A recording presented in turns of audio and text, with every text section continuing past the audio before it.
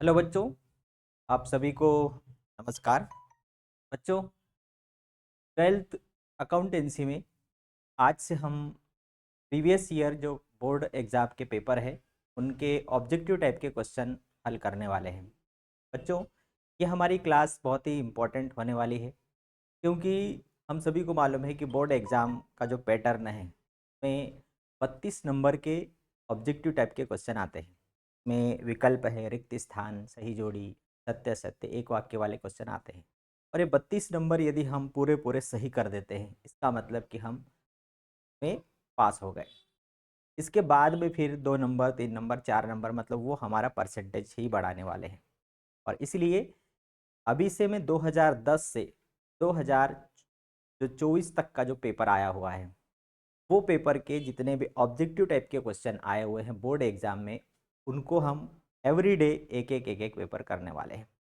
तो आज की क्लास में 2010 में जो माध्यमिक शिक्षा मंडल भोपाल के द्वारा जो पेपर लिया गया था उसमें जो ऑब्जेक्टिव टाइप के क्वेश्चन आए थे उनको हम हल करेंगे और साथ में समझेंगे।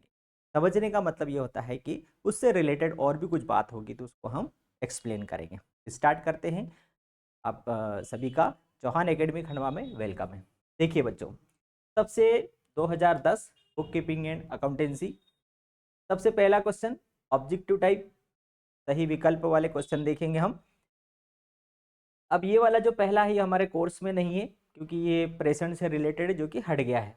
दूसरा है साझेदारी फर्म जो कि बैंकिंग व्यवसाय कर रही हो उसमें अधिकतम साझेदारों की संख्या होती है। जैसे देखो बच्चों, आप सभी को मालूम है कि जो साझेदारी व्यवसाय है इसमें कम से कम 2 और अधिक से अधिक 50 साझेदार हो सकते हैं। 2 से कम यदि होंगे तो अवैधानिक हो जाएगी, 50 से अधिक होंगे तो भी साझेदारी अवैधानिक हो जाएगी, मतलब अवैध घोषित हो जाएगी।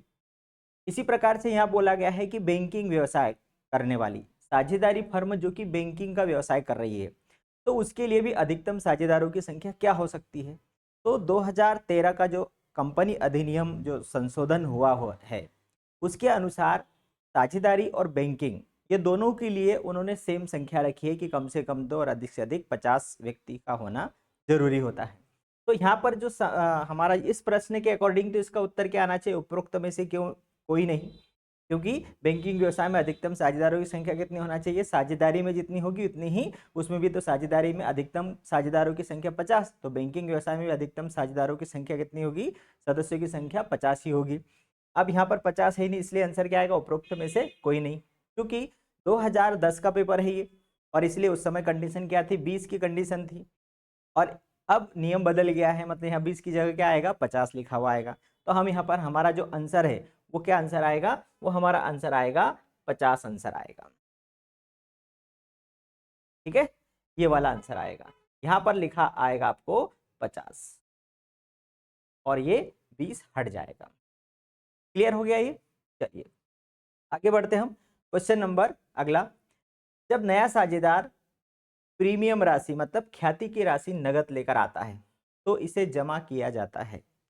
जैसे हम सभी को मालूम है कि साझेदारी व्यवसाय शुरू होता है उसके बाद एक नया साझेदार प्रवेश करता है। जब नया साझेदार प्रवेश करता है तो वह फर्म की संपत्तियों में हिस्सा लेने के लिए पूंजी लेता लाता है और फर्म के लाभ में हिस्सा लेना हो उसके लिए वह प्रीमियम राशि लाता है, मतलब ख्याति, फर्म की जो कुल ख्याति होती है उसमें उसको जितने हिस्से के लिए साझेदार बनाया जा रहा है उसके अनुपात में वो प्रीमियम राशि लेकर आता है जिसे पुराने साझेदार बांट लेते हैं। अब यहाँ पर क्या है कि जब नया साझेदार प्रीमियम राशि ला रहा है तो नगद लाता है तो इसे जमा किया जाता है।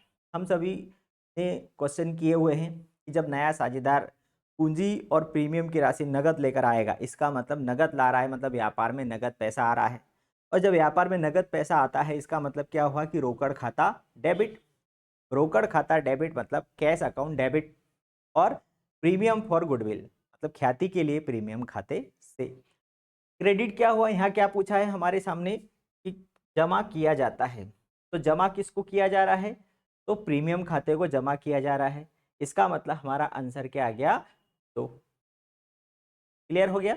और डेबिट किसको किया जाएगा, रोकड़ खाते को डेबिट किया जाएगा या बैंक खाते को डेबिट किया जाएगा, ऐसा भी पूछ लिया जाता है, पलट दिया जाता है कि जब नया साझेदार प्रीमियम की राशि नगद लाता है तो डेबिट किया जाता है। तो किसको डेबिट किया जाएगा? बैंक खाते को डेबिट किया जाएगा। ऐसा लिख दिया कि जमा किसको किया जाता है? तो प्रीमियम खाते को जमा किया जाता है। और भी पूछ लिया जाता है कि जो प्रीमियम राशि है उसको कौन बांटता है? तो त्याग करने वाले साझेदार जो हैं वो इस प्रीमियम राशि को आपस में बांटते हैं। किस अनुपात में बांटते हैं? तो त्याग अनुपात में बांटते हैं भाई, क्योंकि नए साझेदार को कुछ हिस्सा दिया जा रहा है, लाभ का कुछ हिस्सा दिया जा रहा है। अब लाभ का हिस्सा उसको कौन दे रहा है? तो जो पुराने साझेदार है वो अपने हिस्से में से कुछ हिस्सा निकाल कर देंगे। तो जो साझेदार त्याग करेंगे अपने हिस्से में से कुछ हिस्सा उसको देंगे, वो त्यागी साझेदार ही उस प्रीमियम राशि के हकदार होंगे। ठीक है, तो इससे रिलेटेड और भी बहुत सारी बातें हम समझते जा रहे हैं। आगे है ऋण पत्रधारी कहलाते हैं। तो कंपनी में एक तो अंशधारी होते हैं और दूसरे ऋण पत्रधारी होते हैं। अंशधारी मतलब जिन्होंने कंपनी के शेयर खरीदे हैं और वो कंपनी के स्वामी होते हैं। ऋण पत्रधारी, उसके नाम से स्पष्ट हो रहा है कि जब कंपनी को ऋण की आवश्यकता होती है तो कंपनी जनता से ऋण लेती है, उसके लिए ऋण पत्र जारी करती है। इसका मतलब कि कंपनी ने जनता से ऋण लिया है और उसके बदले ऋण पत्र जारी किया है। तो ये ऋण का प्रमाण पत्र हो गया, लिखित प्रमाण पत्र हो गया। तो भाई ऋणदाता मतलब लेनदार वो कंपनी का मालिक नहीं हो सकता, क्योंकि मालिक कभी ऋण नहीं देता।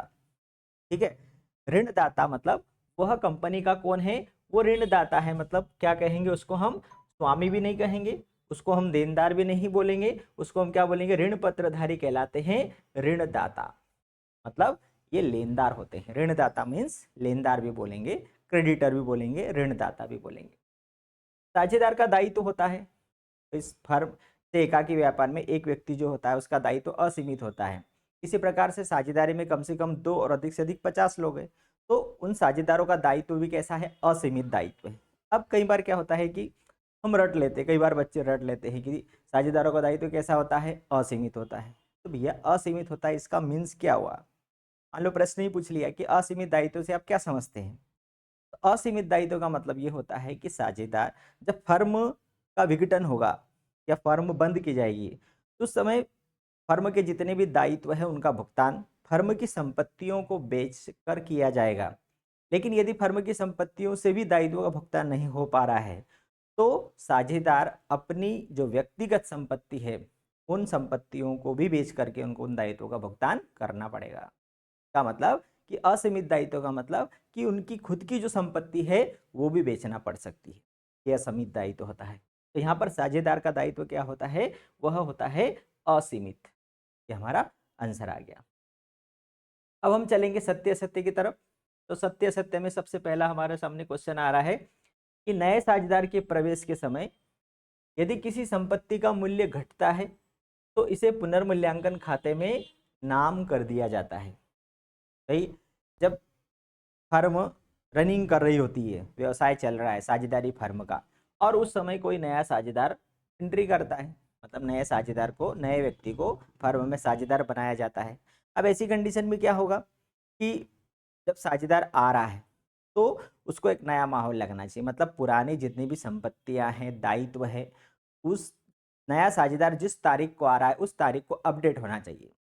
जिस तारीख को नया साझेदार आया उस तारीख में उन संपत्तियों की वैल्यू ये है, दायित्व की वैल्यू ये है, मतलब अपडेट वैल्यू होना चाहिए। अब अपडेट वैल्यू करने के लिए जैसे हमारा मोबाइल है, पुराना है, अब उसको यदि आज की तारीख में अपडेट करना होगा तो हम उसको अबाउट में जाते हैं मोबाइल के फंक्शन में और वहाँ से उसको अपडेट कर देते हैं। तो नया जो भी कुछ अपडेट आया होगा वो उसमें अपडेट हो जाता है। इसका मतलब कि आज की तारीख तक जो भी मोबाइल में कुछ परिवर्तन हुआ है वो हो जाएगा। इसका मतलब यहाँ पर भी साझेदारी फर्म जो चल रही थी पुराने समय से, उसकी संपत्तियाँ, दायित्व, तो उनमें उनके मूल्य में, भाई वैसे तो संपत्तियों को पुस्तक मूल्य पर लिखा जाता है, मतलब लागत मूल्य पर लिखा जाता है पुस्तकों में, चिट्ठे में, लेकिन समय के साथ उनके मूल्य में कमी होती है, ह्रास लगता है, दायित्वों में कमी वृद्धि होती है, संपत्ति के मूल्य में कमी वृद्धि होती है, तो वो पुनर्मूल्यांकन किया जाता है। जब नया साझेदार प्रवेश करता है उस समय इन संपत्तियों और दायित्वों का पुनर्मूल्यांकित किया जाता है कि वास्तविक वैल्यू इनकी क्या है, और पुस्तक में लिखी हुई जो वैल्यू है उससे उसकी तुलना की जाती है। कि मान लो भवन का मूल्य चिट्ठे में 50,000 लिखा है और आज की तारीख में उसकी जो वैल्यू है वह 60,000 हो गई है, तो 10,000 जो मूल्य बढ़ गया है ये क्या है, ये फर्म के लिए फ़ायदा है। तो और इसीलिए इसी प्रकार से मान लो कोई और कोई मशीन है, मशीन की मूल्य 10,000 था और आज की स्थिति में हमने देखा तो उस मशीन की वैल्यू कितनी हो गई, 5,000 हो गई, तो 5,000 मूल्य कम हो गया। तो संपत्ति का मूल्य बढ़ भी सकता है, कम भी हो सकता है, दायित्व का मूल्य कम भी हो सकता है, बढ़ भी सकता है। और ये जो कमी और वृद्धि मतलब पुस्तक मूल्य और बाजार मूल्य दोनों में जो अंतर आता है, या तो कम होगा या अधिक होगा, इस अंतर की राशि को लिखने के लिए एक खाता बनाया जाता है जिसे हम बोलते हैं पुनर्मूल्यांकन खाता।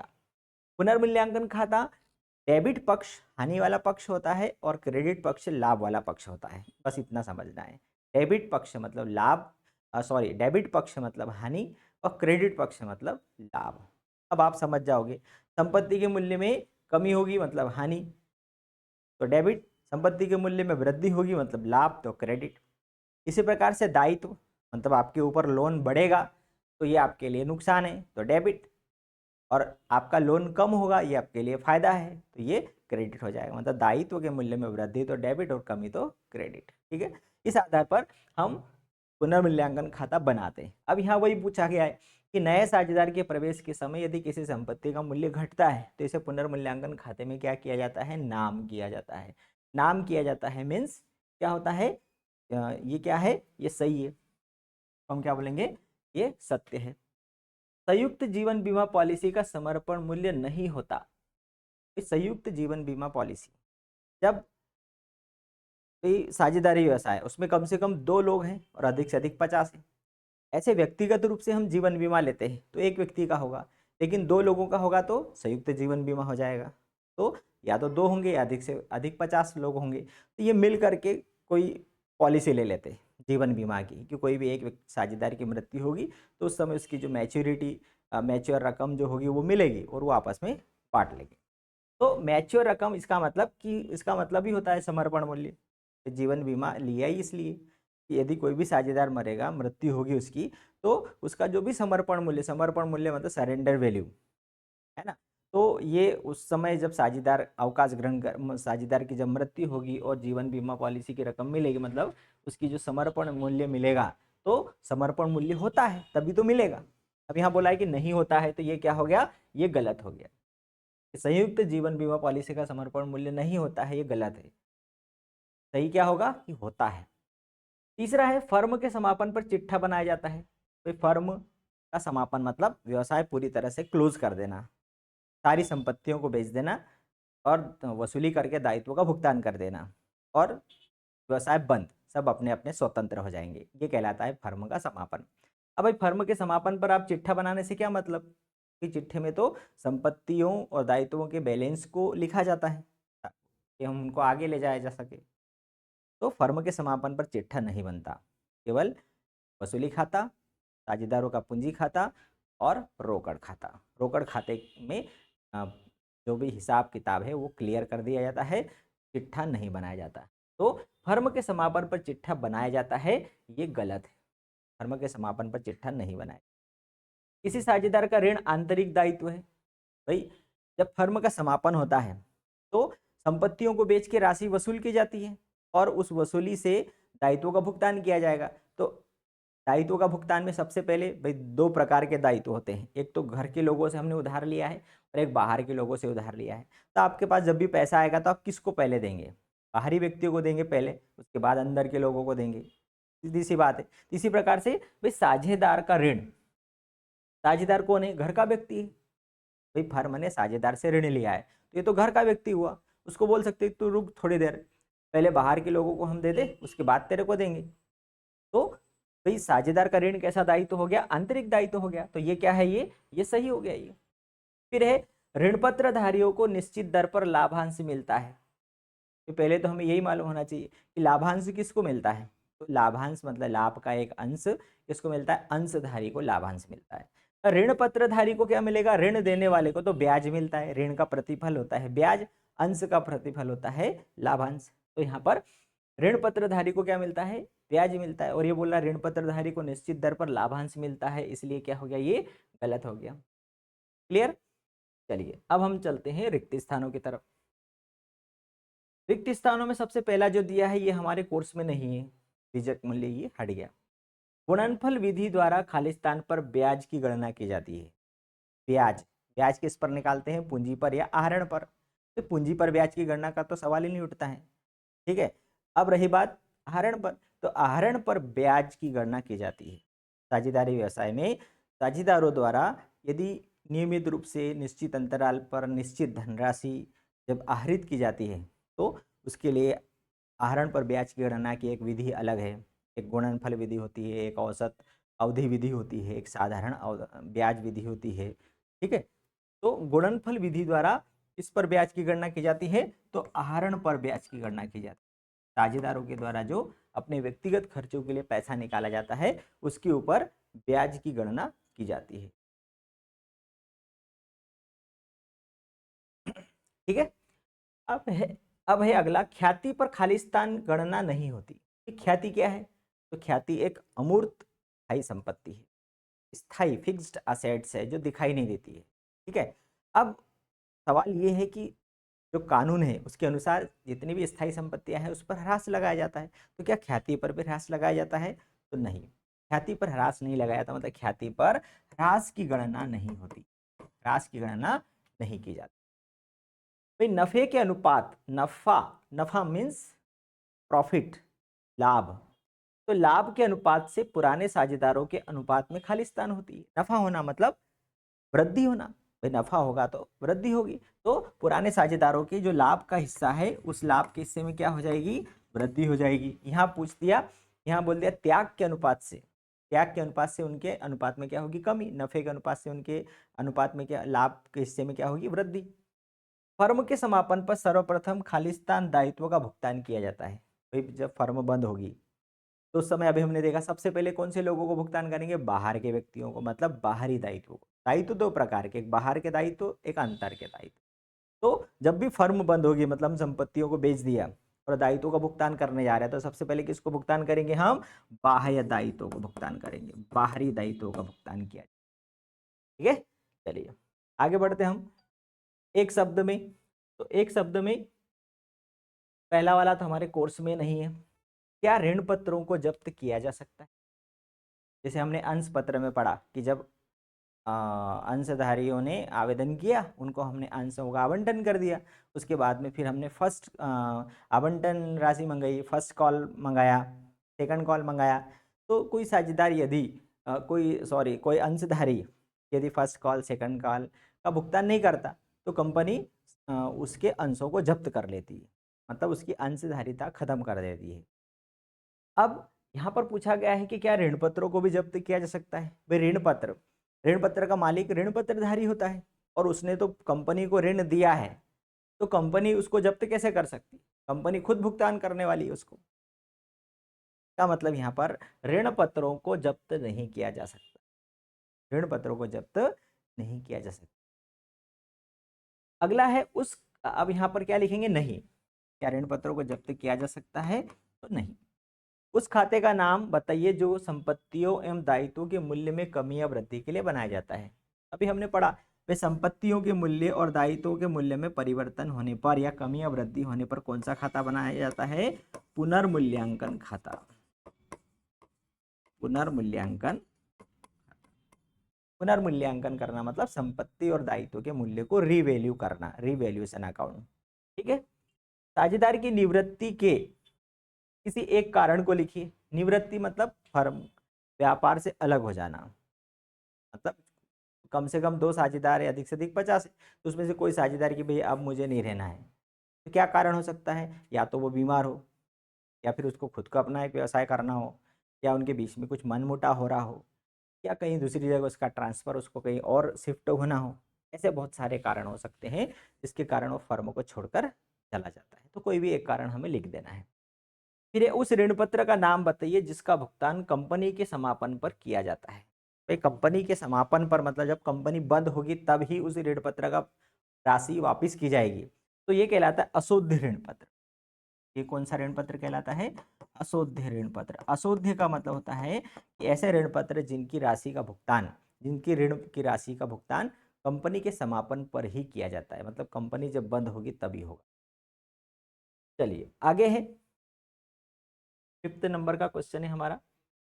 सही जोड़ी में, तो सही जोड़ी में पहला वाला तो हमारा है ही नहीं उसमें, दूसरा भी नहीं उसमें आएगा क्योंकि ये प्रेजेंट से रिलेटेड है। स्थानीय ख्याति, अब यहाँ पर मैं बता दूं ख्याति 3 प्रकार की होती है।